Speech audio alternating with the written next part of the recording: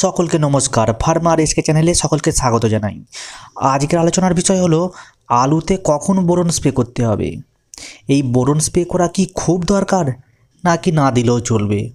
সঙ্গে থাকছে বোরনের ডোজ কতবার ব্যবহার করতে হবে, আপনি কি কি উপকার পাবেন যদি আলুতে ব্যবহার করেন, কখন ব্যবহার করতে হবে, কোন কোম্পানির বাজারে বোরন ভালো আছে। ভিডিওটি সম্পূর্ণ দেখুন আর বোরন সম্পর্কে সম্পূর্ণ তথ্য নিন। আর যদি ভালো লাগে অবশ্যই একটা লাইক করবেন এবং নতুন হলে সাবস্ক্রাইব করতে ভুলবেন না। আর আপনারা চাষ বিষয়ক যে কোনো কমেন্ট করুন, আপনারা কিছুক্ষণের মধ্যেই তার উত্তর পেয়ে যাবেন। চলুন শুরু করা যাক। চলুন প্রথমে জেনে নেওয়া যাক যে বোরন কি। বোরন হলো একটি মাইক্রোনিউট্রিয়েন্ট, অর্থাৎ হলো গাছের একটা খাবার।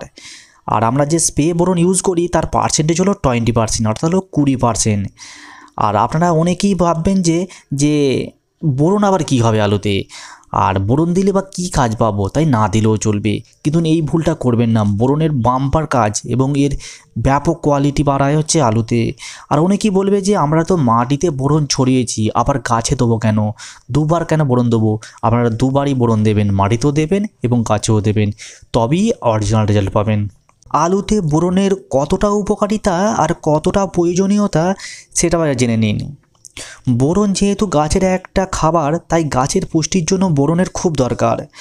আর কিছু কিছু আলু আছে যেগুলো ফেটে যায়। যখন আপনারা আলু খুলতে যাবেন দেখবেন কিছু আলু ফেটে গেছে, বা কিছু আলুতে বিভিন্ন ধরনের দাগ হয়েছে, বা কিছু আলু টেরা বাঁকা হয়ে গেছে।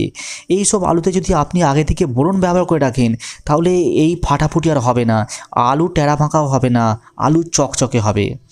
আর একটা প্রবলেম দেখবেন যে অনেক গাছে কিছু কিছু আলু খুব বড় হয়ে যায়, আবার কিছু কিছু আলু ছোট হয়ে রয়ে যায়। কিছু কিছু আলু আর বড় হয় না, যেগুলো বড় খুব বড়, যেগুলো ছোট খুব ছোট হয়ে থাকে। এর কারণ কি জানেন তো? সব আলুতে সম পরিমাণ খাদ্য সঞ্চয় হয় না। আর এর মেন প্রবলেম হলো বোরনের অভাব। কারণ যে পথ দিয়ে গাছ তার খাবারটাকে সঞ্চয়ের রাস্তায় পাঠায়, সেই পথগুলো মাঝে মাঝে ব্লক হয়ে যায়। যেটাই ব্লক হয়ে যায় সেই আলুটা ছোট হয়ে যায়, আর যেটার পথটা ভালো থাকে সেইটা আলুটা বড় হয়ে যায়। এই পথটাকে পরিষ্কার রাখে বোরন। তাই আপনারা যদি বোরন স্প্রে করেন আপনাদের জমিতে ছোট আলু বা ক্যাঁট আলু হবে না, সব সঞ্চয়ের রাস্তা পরিষ্কার থাকবে এবং সব আলুগুলো সমান পরিমাণ হবে, কোনোটা বড় বা কোনোটা ছোট হবে না।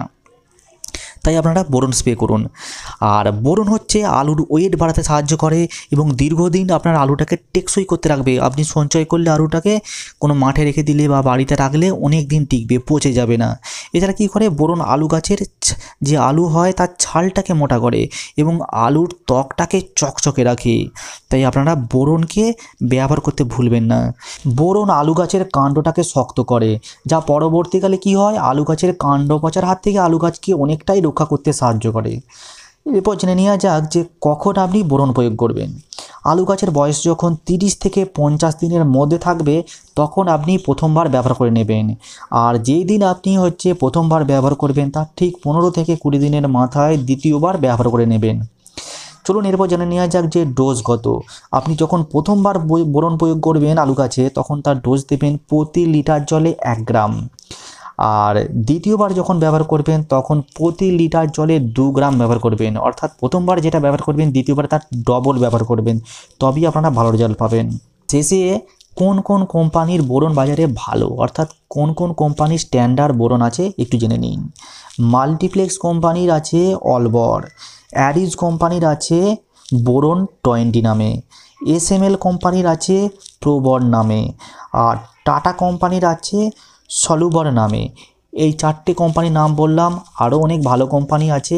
আপনারা পারলে এই 4টে কোম্পানির মধ্যে যে কোনো একটা কিনবেন, আপনারা ঠকবেন না। আপনারা কোয়ালিটিপূর্ণ বোরন পাবেন এবং ভালো বোরন পাবেন। যদি ভিডিওটি ভালো লাগে অবশ্যই একটা লাইক করবেন এবং নতুন হলে সাবস্ক্রাইব করতে ভুলবেন না।